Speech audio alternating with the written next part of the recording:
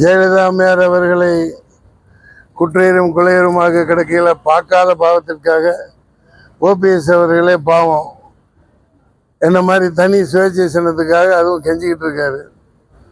ஆரம்பிக்கிறதுக்கு நான் என்ன இங்கே பிரச்சாரத்தை எப்படி இங்கே துவங்கிறது? 30ஆம் தேதிக்கு மேலே தான் பிரச்சாரம் துவங்க முடியும். ஏன்னா எங்களுக்கு சின்னம் 30ஆம் தேதி தான் கிடைக்குது. ஆனானப்பட்ட ஆளுகளே சின்னத்துக்கு தொங்கிட்டு இருக்காங்க. தேர்தல் கமிஷன் எல்லாம் தொங்க விட்டுருச்சு. ஜெயலலிதா அம்மையார் அவர்களை குற்றையரும் கொலையருமாக கிடக்கையில் பார்க்காத பாவத்திற்காக ஓபிஎஸ் அவர்களே பாவம் என்ன மாதிரி தனி சுயேட்சை சின்னத்துக்காக அதுவும் கெஞ்சிக்கிட்டு இருக்காரு. நிலைமை அந்த மாதிரி இருக்கு. எல்லா ஆத்துக்கும் ஆண்டவன் இருக்கான் இல்லையா? எனது மனு வெற்றிகரமாக ஏற்றுக்கொள்ளப்பட்டு விட்டது. தமிழகத்தில் முதலில் நான் தான் தாக்கல் செய்தேன். அதே போன்று முதலில் அதீத வாக்கு வித்தியாசத்தில் வெற்றி பெறுவேன். நன்றி. வேலூர் தொகுதியில பசுமையாக்க வந்திருக்கேன். வேலை வாய்ப்பை உருவாக்காம இருக்காங்க. வேலை வாய்ப்பை உருவாக்குவேன். நேற்று அந்த கேவி குப்பங்கிற ஒரு பகுதியில் மேனாகம் குப்பமா கொண்டாங்க நீட்டை நோட்டுங்க. ஒரு மாட்டு ஆஸ்பத்திரி இல்லைன்னு கதறாங்க. பக்கத்தில் ஒரு மனுஷ ஆஸ்பத்திரி இல்லைன்னு தாமோதரப்பட்டி ஏதோ ஒரு ஊர் கேவி குப்பம் பக்கத்தில் மாட்டு ஆஸ்பத்திரி கூட இல்லைங்கிறாங்க. இதை பார்த்துக்கிட்டு இருக்க மக்கள் அல்லது மாட்டு டாக்டர் யாராவது இருந்தால் அங்கே வாங்க. ஆடு மாடுகளை வச்சுக்கிட்டு ரொம்ப கஷ்டமாக இருக்குங்கிறாங்க. சின்ன ஊர் தான் இங்கே கிராமம். அது கூட இவங்க பண்ணலை. ஆனால் மத்திய மாநில அரசுகள் பீத்திக்கிட்டு இருக்காங்க. நல்லா இருக்குது. நான் தேர்தல் நிற்க நோக்கமே மத்தியில் ஒரு பாசிச பிசாசாக மோடி அவர்கள் வலம் வந்து கொண்டிருக்கிறார். வேறு இருக்கப்பட வேண்டும். முதல்வர் அவர்களை முன்னாள் முதல்வர்களை தீர்த்து கட்டினதே அவங்க தான். வெளிப்படையாக சொல்லிகிட்டு இருக்கேன்.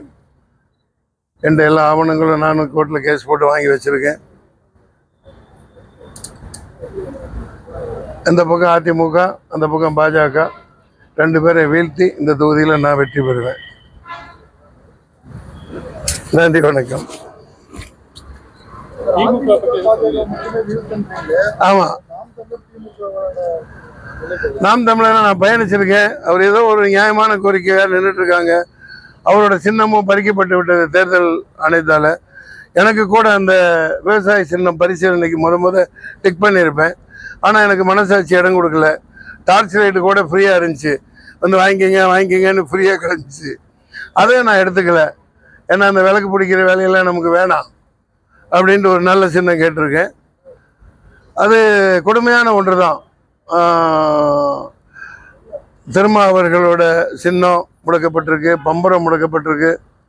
முதல்ல இன்னைக்கு அந்த மதிமுக சார்பில் ஒருவர் ஒரு ஏதோ மாத்திரைகள்லாம் சாப்பிட்டுட்டு இன்னைக்கு இறந்து போயிட்டாங்கன்னு கேள்விப்பட்டேன். அது ரொம்ப துக்கமாக இருக்குது. அவருடைய அண்ணா நான் சாந்தி அடைய நான் வல்ல இறைவனை பிரார்த்திக்கிறேன். தேர்தல் மிகப்பெரிய இந்திய ஜனநாயக தேர்தல் திருவிழான்னு மோதியால் அறிவிக்கப்பட்டதில் முதல்ல ஒரு காவு வாங்கிருச்சு. இனிமேல் அந்த மாதிரி நிகழக்கூடாது. நான் எல்லாத்தையும் தான் தாக்குவேன். யார் தப்பு செய்கிறாங்களோ எல்லாத்தையும் தாக்குவேன். சும்மா குறை சொல்லிகிட்டு இருக்கிறது என்னோடய வேலை அல்ல. ஆக்கப்பூர்வமான திட்டங்களை வச்சுருக்கேன். 4-5 லட்சம் பேருக்கு 1 லட்சம் 2 லட்சம் கடன் கொடுக்கறதுக்கான திட்டத்தை நான் அனௌன்ஸ் பண்ணுறேன். Without interest. பேங்க்கு கொடுக்க விடாது. அதுக்காக ட்ரஸ்ட் ஆரம்பிச்சு எப்படி மோடி ஐயா அவர்கள் 45-25 லட்சத்தை அதானி பேரில் தள்ளுபடி பண்ணுறாரோ, நிறைய பணக்காரங்களுக்கு தள்ளுபடி பண்ணுறாரோ, அந்த மாதிரி ஏன் ஏழைகளுக்கு கொடுக்கக்கூடாதுன்னு யோசித்தேன். நிச்சயம் இங்கே நான் அமல்படுத்துவேன். நன்றி, வணக்கம்.